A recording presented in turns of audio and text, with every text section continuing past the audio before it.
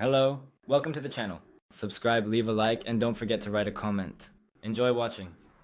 When I served my parents an eviction notice from my lake house, they thought I was joking. Mom even laughed and asked if I was off my meds. But when the sheriff showed up 2 days later with a clipboard and a badge, the color drained from her face. Funny thing is, I gave them everything they claimed I was too unstable to deserve. But it turns out unstable girls make damn good business decisions when no one's watching. You ever been written off by your own family? Like your existence was a ticking time bomb they were just waiting to go off? I was the emotional one, the artsy one, the one who needed help but never deserved a second chance. They gave the house I grew up in to my little sister. Didn't even talk to me about it. But don't worry, I let them have their little moment. Then I reminded them who really owned the title to their cozy lakefront retirement dream. Let's just say they don't laugh at me anymore.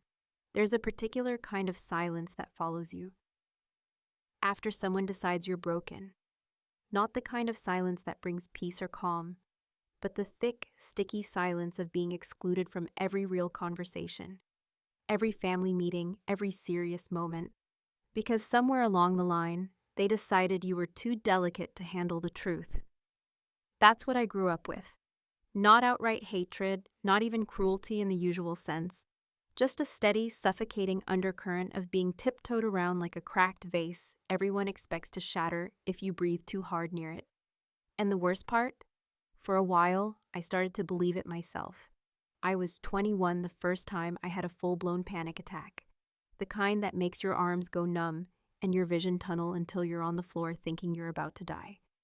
It hit me during finals week in college, after 2 straight nights of no sleep and caffeine that could have powered a jet engine. One moment I was staring at a Word document, the next I was gasping on the floor of my dorm room, heart hammering like a war drum. My roommate called an ambulance. I don't remember much beyond flashing lights and a paramedic asking if I had a history. That word, history, followed me like a curse. The hospital kept me for 72 hours. Routine observation, they said, but to my parents, it may as well have been a psychiatric commitment. From that day forward, I wasn't just Ella, their oldest daughter. I was Ella, the fragile one, Ella, the cautionary tale. Claire, my younger sister by 3 years, never had panic attacks, never got overwhelmed. She was the one who smiled politely through every family dinner, nailed every school award, and always seemed to know the right thing to say. Where I had anxiety and unfiltered thoughts, Claire had composure and charm. My parents would never say it out loud, of course, but it was obvious in every conversation. Claire was the success story, and I was the one they worried about. It didn't matter that I got better, that I went to therapy, got a handle on my triggers, learned to manage the chaos in my head. None of that mattered once the label stuck. I was emotionally unstable. They said it like a diagnosis, like a scarlet letter. Even when I started my own freelance design work and paid off my student loans on my own, there was always that undertone in their voices, like they were proud but cautious, waiting for the other shoe to drop. The house I grew up in was a 2-story colonial with a wraparound porch and a creaky old swing my dad put up himself. I loved that house. It held all the pieces of my childhood, the good ones and the bad. Sunday morning pancakes, birthday parties with too many balloons, even the fights, like the time I screamed that I hated my mother when she threw out my sketchbooks during one of her spring cleanings. That house was memory solidified in wood and brick. I hadn't been back in years, not since they moved to a smaller place, but I still thought of it as home. So imagine my surprise when I found out they'd gifted it to Claire. Not sold, not loaned, gifted. I didn't even hear it from them. I saw it on Instagram, one of Claire's posts.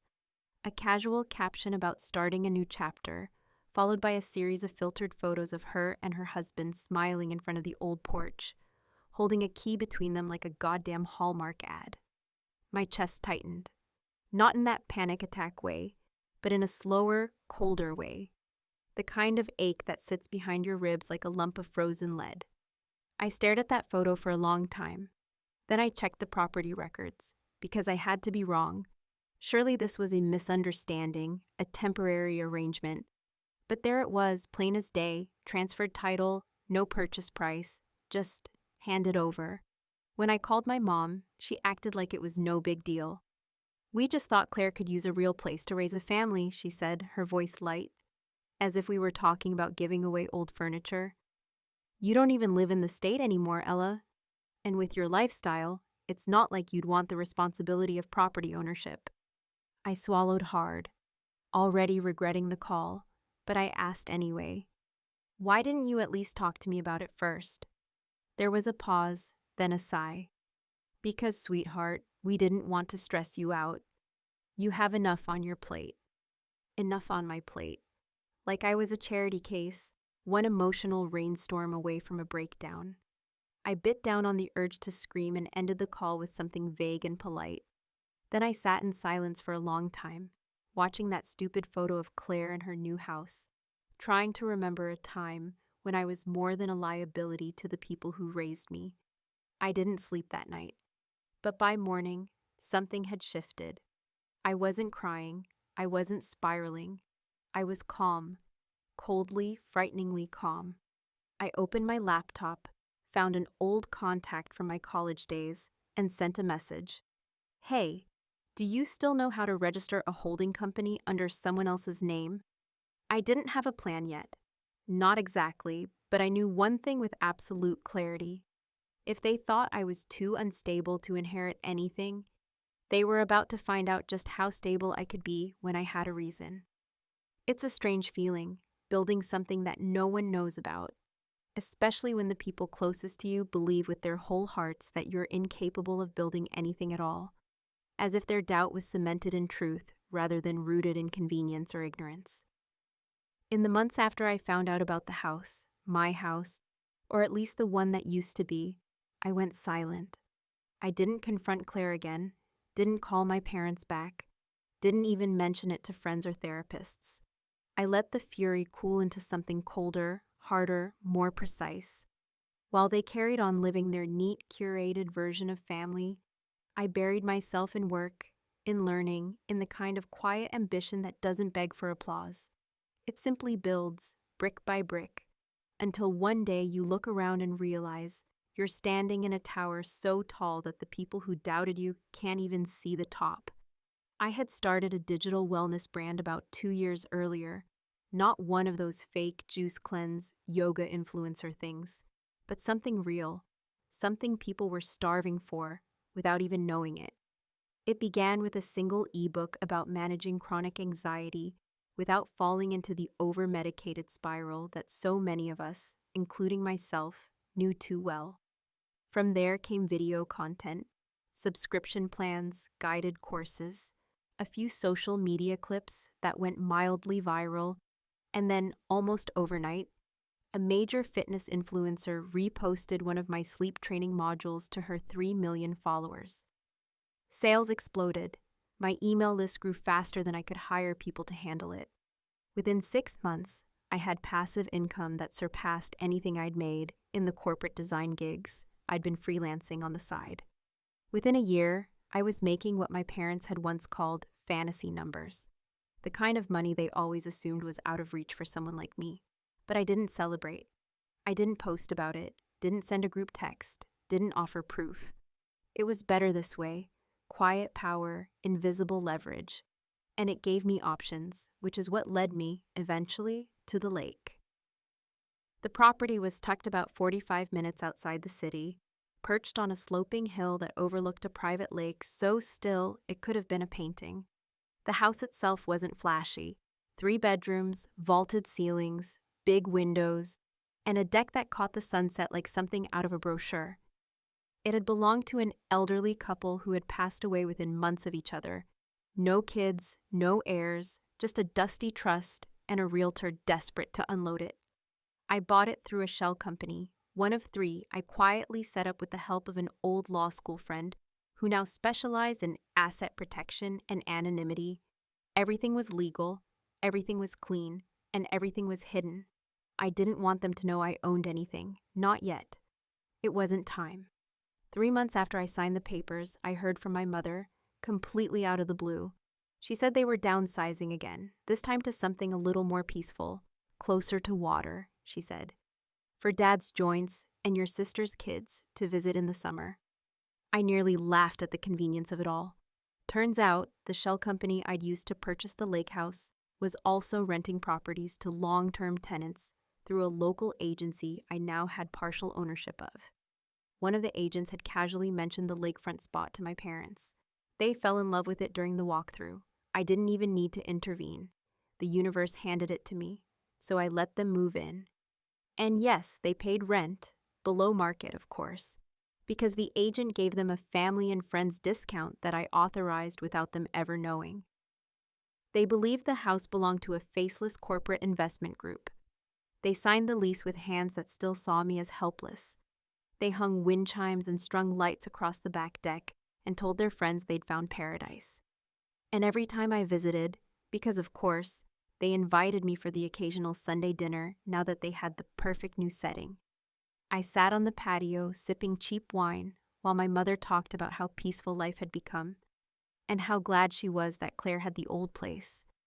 Not once did they ask about my business. Not once did they ask how I was affording my new car, or the designer bag I carelessly set by the door, or the fact that I never seemed to be in a rush anymore. To them, I was still the wild card, still fragile, still someone they had to speak to slowly, like I might misinterpret their kindness as something deeper than condescension. My father made offhand comments about how some people just aren't cut out for the stress of responsibility, and my mother nodded like it was gospel truth, completely unaware that the property they stood in had my name on the deed, albeit buried under several layers of legal abstraction. The irony didn't even make me angry anymore. It just settled into me like a warm, private joke, something I carried with me while they prattled on about Claire's latest promotion and how she and her husband were thinking of remodeling my old bedroom into a nursery. I let them talk, because I wasn't done yet. I knew what came next would need to be handled delicately, not out of fear, but out of strategy. Revenge, if it's to be satisfying, must be precise, not messy, not emotional. It has to hit like a cold splash of water on a sleeping face. And that meant waiting, watching, documenting every lease renewal, every repair request, every message sent through the property management portal that, unbeknownst to them, ended up in my inbox. They thought they'd found peace. They thought they were living out their golden years in serenity and safety, untouched by consequence. They had no idea the storm had already arrived, and it was sitting quietly at their dinner table, sipping wine, smiling at the view, and planning its next move with the kind of clarity only the unstable ever achieve. There's something bitterly poetic about sitting across from your own sister in a trendy little wine bar, both of us sipping overpriced glasses of something aged and imported, pretending we're two grown women capable of having a civil, balanced conversation, when every fiber of my being is pulsing with the memory of every time I was sidelined, brushed aside, or gently told I was too much, while she was praised for being just right. I watched Claire carefully that evening. Her perfect posture, her effortless smile, the way she swirled her glass with just the right amount of nonchalance, like she was posing for a lifestyle ad in a suburban magazine. And I realized that even now, even after everything, she truly believed she'd done nothing wrong because in her world, taking what wasn't offered to me had always felt natural. The moment she walked in, she greeted me with that warm, practiced tone that always sat just on the edge of patronizing, too familiar to call her out on, too polished to accuse her of condescension. She sat down, ordered a Pinot without asking what I wanted, and launched straight into a summary of her life as though we were two old friends catching up after a long absence, as if the family home she now owned hadn't once belonged to both of us, as if she hadn't stood on that porch grinning like she'd earned something sacred. I let her talk for a few minutes. I listened to her describe the paint samples she was considering for the nursery, the new stainless steel appliances they'd had installed, and how the neighbors were just so welcoming. I nodded when appropriate, offered a tight smile, and waited. When she finally paused to sip her wine, I asked the question I had been rehearsing for weeks, not because I didn't know the answer, but because I wanted to hear how she would justify it. "So," I said, keeping my voice even, "was there ever a plan to include me in the conversation, or did they just hand you the keys one day and decide I didn't need to know?" Claire blinked, just once, and for the first time that evening, her smile faltered. She didn't answer immediately, which told me everything before she even opened her mouth. Then she leaned back slightly and said, "Ella, it wasn't like that. It wasn't some conspiracy. They were thinking about your well-being. You were in a really bad place back then. And honestly, they didn't want to put pressure on you. The house, it just made sense for me to have it. I'm starting a family. You live in another state. You've got your own thing going on, right?" There was something so casually cruel about the way she said it, so dismissive and perfectly framed to sound logical, that for a brief moment, I nearly questioned my own sense of injustice, but only for a moment. I leaned forward, set my glass down carefully, and looked her straight in the eye. "Would you give it back if it meant doing the right thing?" I asked, not as a challenge, but as a genuine question, a final offer for clarity or redemption or whatever sliver of decency she might have still harbored beneath the curated exterior. She let out a short, almost incredulous laugh, soft, breathy, practiced, and shook her head. "Come on, Ella," she said. "You'd burn it down if I said yes." And there it was, the line, the truth, the admission that she saw me as something dangerous, unpredictable, not because I was unstable, but because I wasn't controllable. Because I was the only one in our family who ever questioned the narrative they spun so tightly around themselves. Claire didn't take the house because she needed it. She took it because she could, because they offered it to her, and because it had never once occurred to her that I was just as entitled to it as she was. I paid for our drinks without another word. I didn't need to argue. The moment had already done its damage, not to me, but to whatever fragile illusion I might have still carried about Claire's capacity to see me as anything more than a walking cautionary tale. I left the bar with the decision made, not out of anger, but with a strange kind of clarity that felt both liberating and quietly terrifying. That night, I went home and pulled out the folder I'd kept hidden in my closet for months. Inside were printed emails, signed documents, photographs, rental agreements, all the evidence I needed to prove legal ownership of the lakefront property my parents now called home. I reread every page, not because I needed reassurance, but because I wanted to remind myself how far I had come, how thoroughly and silently I had built the ground they now walked on. The next morning, I met with my lawyer, a sharp, discreet woman named Natalie, who had handled every piece of this puzzle with the kind of discretion you usually only see in political scandals. I handed her a sealed envelope and said, "We're moving forward. Send the papers." She didn't ask why. She simply nodded, slid the envelope into her briefcase, and told me the process would be handled swiftly and cleanly. "They'll have 30 days," she said, "but if they want to contest it, they'll have to speak to the property owner directly, which of course means you." I walked out of that office feeling heavier and lighter all at once, like someone who had just closed a chapter of a book they never wanted to read in the first place. I didn't feel victorious. I didn't feel powerful. What I felt was done. Done pretending that they didn't know what they were doing. Done accepting that my stability, my success, my life only mattered when it fit into their idea of what was manageable. Back home, I found an old family photo in a box I hadn't opened in years. We were standing on the porch of the old house, Mom, Dad, Claire, and me, frozen in time, smiling in a way that only looks happy from a distance. I stared at it for a moment, then tore it clean down the middle, separating myself from them with one decisive rip. I dropped the pieces in the trash, shut the lid, and opened my email. Natalie had sent the confirmation. Eviction notice filed, sheriff's visit scheduled. And just like that, the game was no longer theoretical. It was real.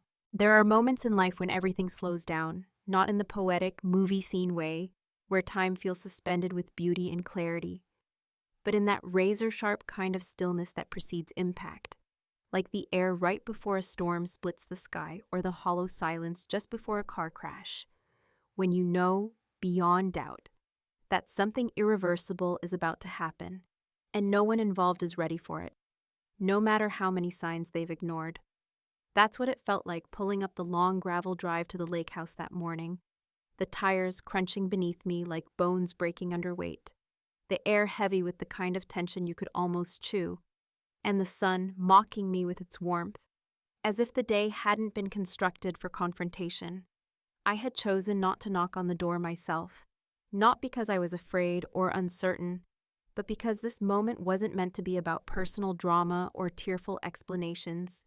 It was meant to be legal, clean, sterile even, a surgical cut, not a messy brawl. The sheriff's department had agreed to send one officer, a tall, even-tempered man in his 50s, named Deputy Harold, who had seen enough domestic disputes and landlord-tenant clashes to know that sometimes it's better if the property owner hangs back until the legalities are laid out and tempers are kept at bay. So I parked about 20 feet behind the squad car, my Tesla looking comically out of place in the rustic gravel lot, and stayed in keen for the first few minutes, watching from behind tinted windows as Harold walked up to the front door, clipboard in hand, knocking with that firm, no-nonsense rhythm that told the world he wasn't there to sell cookies or beg for donations. My father opened the door wearing a faded fishing shirt and the same confused scowl I remembered from childhood, the one that always appeared when life dared to interrupt the narrative he had built around himself. I could see his mouth moving, sharp and annoyed at first, and then, almost hilariously, twisting into disbelief as Harold explained that this wasn't a prank, that this was an official court-sanctioned eviction, and that they had 30 days to vacate the premises or contest the action in court, which would involve speaking to the owner, me. I saw my mother appear in the doorway seconds later, wrapped in one of her floral robes that always made her look like she was auditioning for a role in a Hallmark movie, and at first she laughed, not out of amusement, but out of sheer refusal to accept the reality of the moment. It wasn't until Harold handed her the printed documents, complete with my shell company's name and legal codes, highlighting property ownership rights, that the laugh died on her lips. And for the first time in years, I saw confusion crack through her perfectly preserved composure. That's when I stepped out of the car. There was no dramatic strut, no music swelling in the background. Just the sound of my shoes against the gravel and the wind catching the edge of my jacket as I walked up slowly, deliberately, every step landing like punctuation in a sentence that had taken me years to write. My father saw me first and took a step back, as if he wasn't quite sure if I was real or just another layer of the surreal nightmare unfolding on his porch.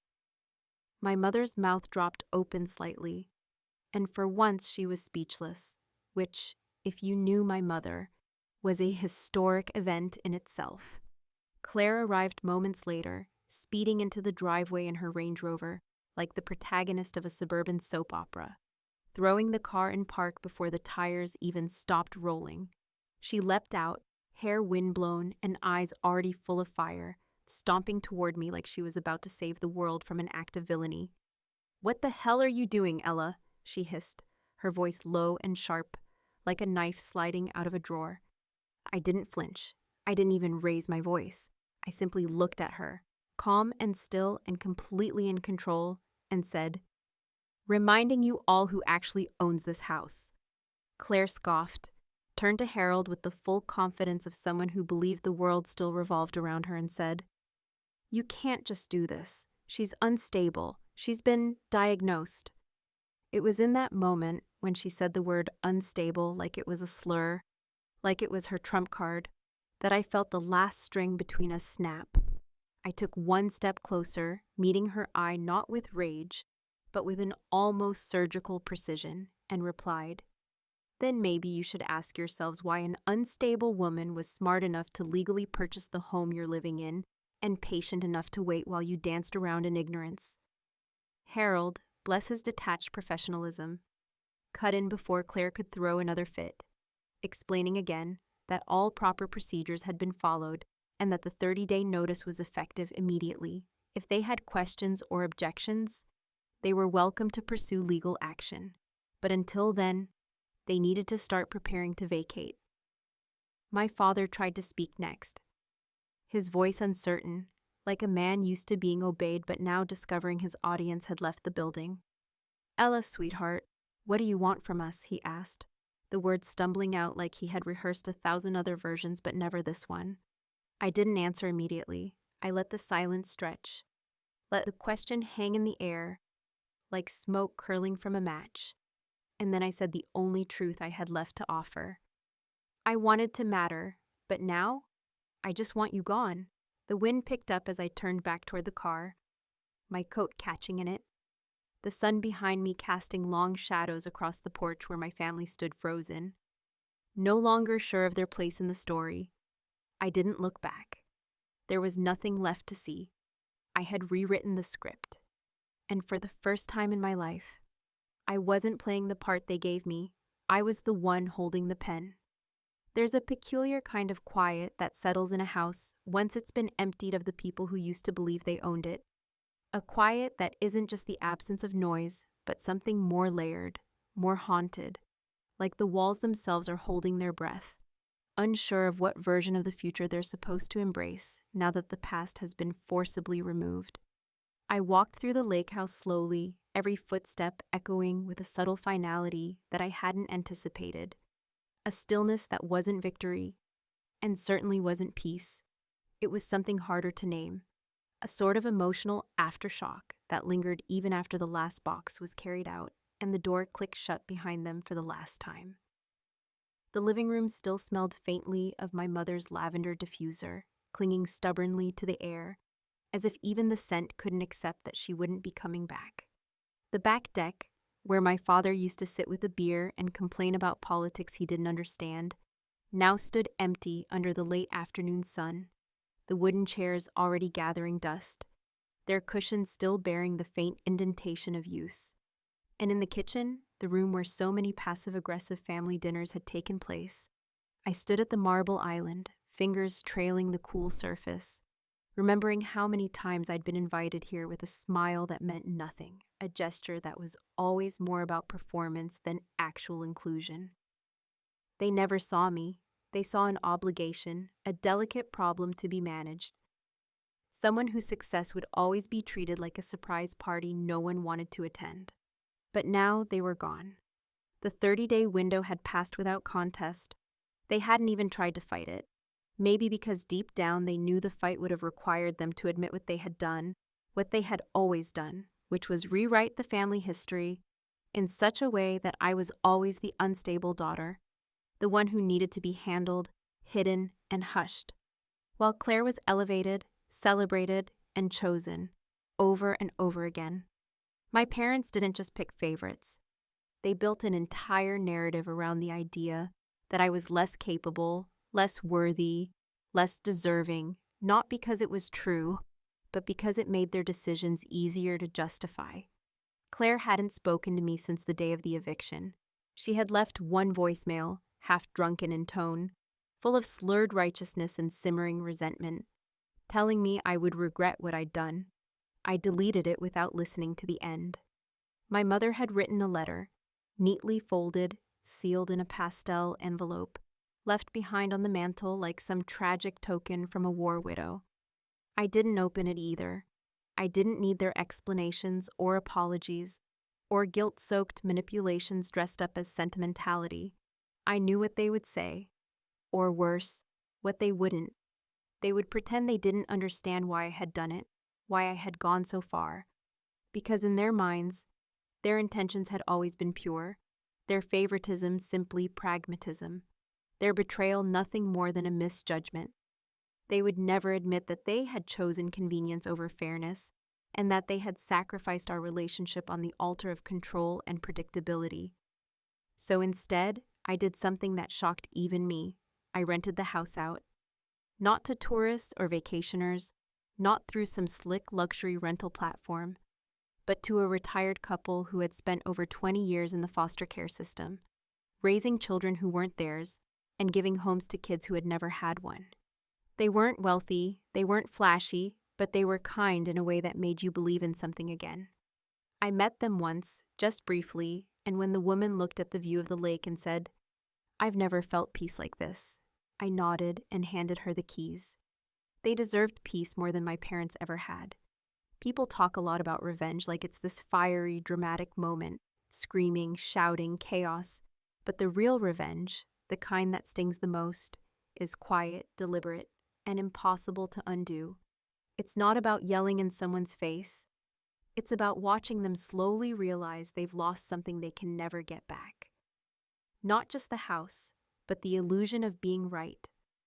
The safety of believing they were untouchable. My parents didn't just lose a property, they lost their pedestal, and now they had to reckon with the uncomfortable truth that the daughter they cast aside had more power than they ever gave her credit for. And yet, even as I stood there, alone in the empty house, I couldn't shake the question that had crept into my thoughts during the quiet hours of the night, the ones that come after victory and before closure. Had I gone too far? It wasn't guilt exactly, not the kind that comes from doing something wrong, but something murkier, something more insidious. I wondered if I had crossed a line I couldn't uncross, if by proving them wrong so forcefully, I had also confirmed their worst fear about me. Not that I was unstable, but that I was capable of turning cold when pushed too far. Maybe they would always see it that way. Maybe they needed to. A few weeks later, as I was cleaning out one of the old drawers in the study, I found something I hadn't expected. A small envelope with my name on it, yellowed slightly at the edges, hidden behind a stack of outdated bills and forgotten paperwork. Inside was a letter, not from my mother or father, but from my grandfather, written years ago, addressed to me directly. The handwriting was shaky but clear, and what it revealed nearly knocked the air out of me. He had set up a trust fund in my name when I turned 18, substantial, meaningful, life-changing, and had instructed my parents to tell me about it when I was ready. Except, of course, they never did. They accessed it quietly over the years, redirecting the funds to support Claire's education, Claire's wedding, Claire's mortgage. All in the name of family, all behind my back, all while telling me I wasn't stable enough to handle the pressure of owning anything. I sat there for a long time after reading that letter, the weight of it pressing into my chest like a stone. This wasn't just neglect or favoritism. It was theft. It was betrayal. It was a rewriting of legacy, done in the quiet shadows of parental authority. And the worst part? They had gotten away with it for years, smiling, hugging me at holidays, offering advice I never asked for, all while stealing what had been mine by right. I didn't cry. I didn't scream. I just folded the letter back up, slipped it into a folder, and locked it in the safe where I kept all the documents that had helped me build the empire they never believed I could manage. Because I didn't need them to admit what they'd done. I didn't need them to feel shame or offer penance. I just needed to remember. And I needed them to know, even if they never said it out loud, that I had always been strong enough, that the house wasn't just a house. It was a reckoning. And while they were busy deciding I wasn't worthy of an inheritance, I was busy inheriting myself, my power, my autonomy, and a piece they would never be invited to share. I used to want answers. Now, I just want the kind of silence that belongs to someone who no longer needs permission to exist.